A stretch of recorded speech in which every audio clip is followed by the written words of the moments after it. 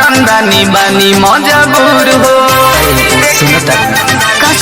सुनो जाए के न मन करे तुहारा से दूर हो, पैसे के कारण दानी बानी मजबूर हो।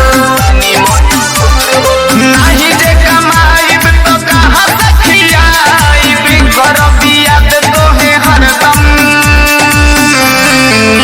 खेले जाबो कदी चंदन ए राजा जातारा तू तो लंदन।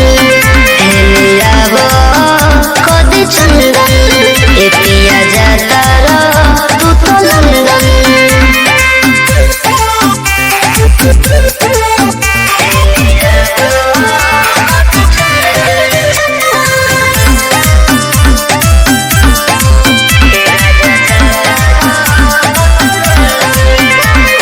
चल जाइबा बहारा तो कदी कैसे रतिया, याद आई कोई तोहर मीठी मीठी बतिया। इहे मजबूरी धनी हम के सतावता, कथी करे कुछो अब समझे न आवता। बतिया के मानो नहीं जिद तू करब फोन तोहे हरदम। खेले जाबो कदी चंदन ए राजा जातारा तू तो लंदन। खेले जाबो कदी चंदन ए पिया जातारा तू तो लंदन।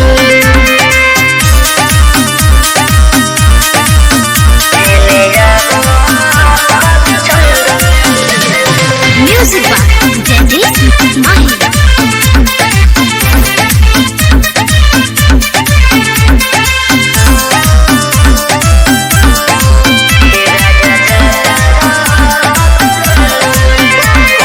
जाता रत जाए पिया ठीक से कमाई हो, कौनो सवत से न नजर लड़ाई हो।